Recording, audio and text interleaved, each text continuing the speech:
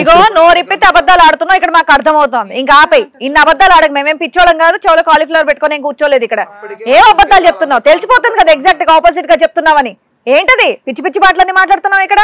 ఎన్ని అబద్ధాలు చెప్తావు? అడిగితే ఇంకోటి, అడిగితే ఇంకోటి, అడిగితే ఇంకో ఆన్సర్. ఏంటది? నీకు మొగుడు కరెక్ట్ గా లేకపోతే మొగుడిని బాగు చేసుకో, లేదంటే పెద్దల్ని పిలిచి పంచాయతీ చేసుకో. నీ పరువు ఎందుకు తీసుకుంటావు మరొకటి? అది ఓకే అమ్మా, వర్కౌట్ అవ్వకపోతే బిడ్డను ఎత్తుకుని ఒంటరిగా ప్రయాణం చేయమ్మా. ఎందుకు వేరే వాటి బాధలు పంచుకోవటం, ఇక్కడ ఫ్రస్ట్రేషన్ అక్కడ అట్రాక్షన్, ఎందుకు ఈ డిస్ట్రాక్షన్? ఏ పని పట్టలేదా మీకు? ఏమో అతనితో ఫిజికల్ రిలేషన్ ఉందా మీకు? ఇంకా లేదు మేడం, పెళ్లి చేసుకుంటా అని చెప్పి పెళ్లి చేసుకుని ఫోన్లో బతికిచ్చు. వాళ్ళు కూడా వచ్చారా? వచ్చారు మేడం. ఎవరెవరు వచ్చారమ్మా? అన్నయ్య వచ్చాడు మేడం. మీ జాబ్ ఇప్పించిన ఆయన వచ్చాడా? అతని పిల్లలు రాలేదా? వాళ్ళు అసలు రావాల్సింది వాళ్ళు. రండి.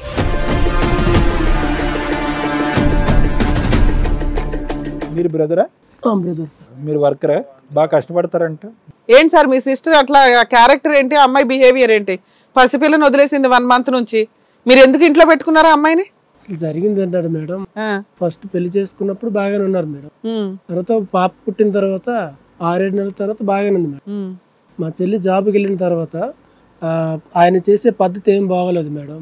ఆయన డ్యూటీ చేసి వచ్చిన అమ్మాయి కొంచెం అటు ఇటు ఉంటది కానీ ప్రతిసారి అనుమానించడం ఏదనంటే. బైక్ మీద హగ్ చేసుకొని అతనితో హగ్ చేసుకొని కనిపిస్తే నీకు ఫోన్ చేశాడు. చేసినప్పుడు మీరేం మాట్లాడారు? మా సిస్టర్ అలాగే ఉంటది, ఏం చేసుకుంటావో చేసుకో, ఎక్కడ తిరిగితే నీకెందుకు అన్నారట. ఓకేనా మేము? నేను అన్నది ఏంటంటే జాబ్ పర్పస్ మీద ఎటైనా తిరుగు వాళ్ళ ఇంటికి తీసుకెళ్ళిపోయి అలా చెప్తారా? ఇప్పుడు ఆయనకు ఒక డౌట్ వచ్చినప్పుడు ఏం చెప్పాలి మీరు? మేము ఒకసారి కనుక్కొని చెప్తాం బాబు, ఒకసారి అమ్మాయిని అడుగుదాము, మనం గబుకుని అట్లా అనొద్దు అని కదా అతనికి సపోర్ట్ చేయాలి మీరు. అవును మేడం, ఆయన అసలు చెప్పేదాకా అసలు ఒప్పుకోవట్లేదు పూర్తిగా, ప్రతిదీ ఆయన మాట అవ్వాలి. మీ సిస్టర్ ఇక్కడ కూర్చుని ఏమని చెప్పింది తెలుసా? అతని ప్రవర్తన అనేటటువంటిది ఎంత రాంగో ఈ అమ్మాయి వెళ్ళి ఆ అబ్బాయిని, ఆ ఓనర్ని పెళ్లి చేసుకోవడానికి సిద్ధపడటం కూడా అంతే కరెక్ట్ అని చెప్పింది. ఒప్పేసుకుందిగా. అది పరిష్కారమా? అతని క్యారెక్టర్ కరెక్ట్ కాదు, స్థిరత్వం లేదు, ఉద్యోగం సరిగ్గా చేయడు, బాధ్యతలు తీసుకోడు, ఇంటికి డబ్బులు తీసుకురావడం, అంతవరకు ఓకే. దానికి పరిష్కారం మీ సిస్టర్ వెళ్ళి ఉద్యోగం ఇప్పించినటువంటి వాడిని పెళ్లి చేసుకోవటమా? బిడ్డని ఇక్కడ ఒంటరిగా వదిలేసి దాన్ని మీరు సమర్థిస్తారా ఒక అన్నయ్యగా? చెప్పండి, ఒక్క మాట చెప్పండి, దాన్ని సమర్థిస్తారా మీరు ఒక అన్నయ్యగా? అక్కడ ఒక భార్య ఉంది, పిల్లలు ఉన్నారు, అలాంటి అతని దగ్గర డబ్బు ఉంది కాబట్టి మీ సిస్టర్ ఆయనకు వలేసింది. 1 month నుంచి పసిపిల్లని ఈ అబ్బాయి దగ్గర వదిలేశారు. పక్కన ఏమంటుంది? ఆ అబ్బాయి సరిగ్గా చూడడండి అంటుంది. పిల్ల ఉండాలా ఏమవ్వాలా? పిల్లని కూడా తెచ్చుకోరా పసిపిల్లని? పోలీస్ స్టేషన్ లో కంప్లైంట్ ఇస్తే ఇచ్చేస్తారండి. ఈయన కూడా స్వార్థమేమో, డబ్బున్నాడు అంతే. ఇప్పుడు అట్లా కనిపిస్తుంది. అన్నమేనా అయ్యా?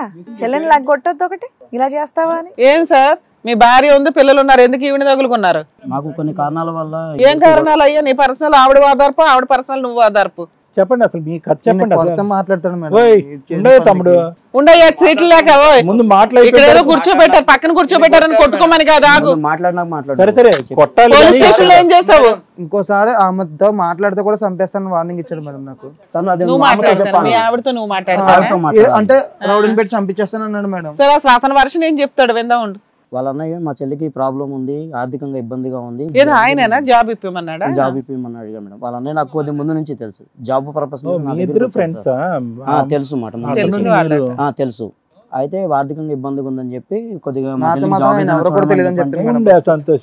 జాబ్ ఇప్పమని అడిగితే నేను నా దగ్గరే మా ఆఫీస్ లో ఖాళీ ఉందని చెప్పి తనకి నేను జాబ్ అనేది ఇప్పించాను. ఒక 15 రోజులు అలాగా చేస్తుంది, వర్క్ డల్గా అనేది ఉంది బాగా.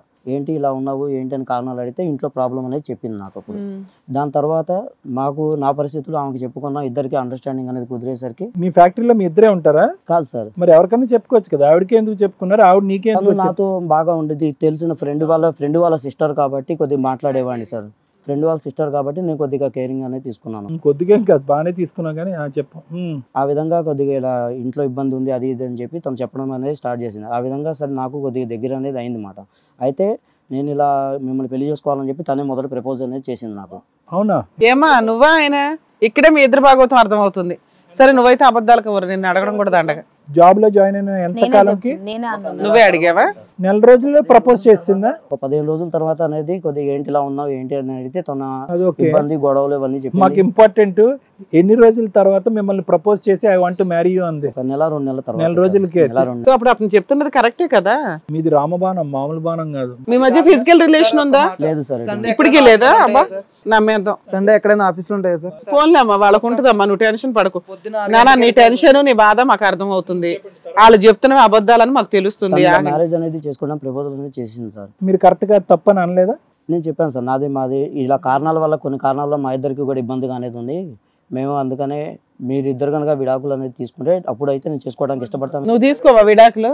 నీ ప్రపోజల్ తగలయ్యా, ఉద్యోగం ఇమ్మన్నాను కానీ మొగుడిని రమ్మని చెప్పిందా? ఏమని నువ్వు నేను సరిదిద్దుతాను, మీ ఆయన పిల్లు మీ బ్రదర్ వచ్చి నన్ను అడిగాడు కాబట్టి నీకు ఉద్యోగం ఇప్పించాను, అంతటి వరకే ఆగదు, నీ భవిష్యత్తు నేను చక్కదిద్దుతాను, ఇద్దరిని కూర్చోబెట్టి కౌన్సిలింగ్ చేస్తాను అనాలి కానీ నేను విడాకులు రెడీ నువ్వు విడాకులకు రెడీ అని అంటావా? ఆయన అనలేదంట.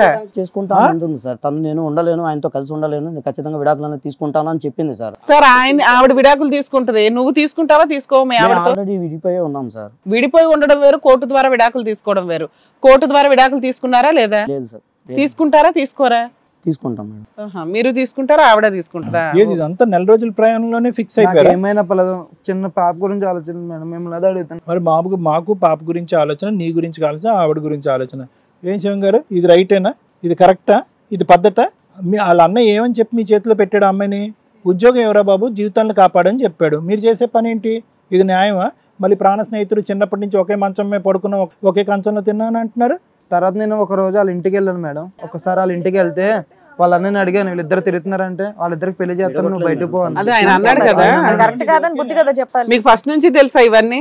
తెలుసు మేడం, తెలిసినా కానీ అతను నటించేవాడు మేడం. నేను ప్రతిరోజు చెప్పాను. నువ్వు పిచ్చోడవై బైక్ మీద వెళ్తుంటే ఆయనకే ఫోన్ చేసి చెప్పావు. వీళ్ళిద్దరు ఫ్రెండ్స్ అని నాకు తెలియదు మేడం. అదేలే ఇప్పుడు మా ఇద్దరు పెళ్లి జరిగినప్పుడు కూడా ఈయన రాలేదు మేడం, నాకు తెలియదు కదా. ఏమండి చెప్పండి, మీరు చెప్పండి. మీరు ఇద్దరు కలిపి ఆడినటువంటి నాటకంలాగా మాకు అనిపిస్తుంది మీ స్నేహితులు ఇద్దరుని. దీన్ని బట్టి పిల్లని కూడా వదిలేసి డైవర్స్ తీసుకుంటున్నారు పాపం. ఏం శివం గారు, ఇదే ఫైనల్ డెసిషన్ మీదే?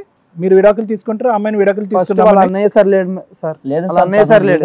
చేసుకుంటా అంటేనే నేను చేసుకుంటాను. గుడ్ ఏం కాదు. అవును, నన్ను ఎందుకు చంపుతాను? నా పిల్లల దగ్గరికి ఎందుకు వచ్చాను? నాకు వచ్చి వార్నింగ్ ఎందుకు ఇచ్చావు నువ్వు? నాకు ఆయనకు వార్నింగ్ ఇచ్చే రైట్స్ ఉంటాయి. పిల్లని చెప్పాలా?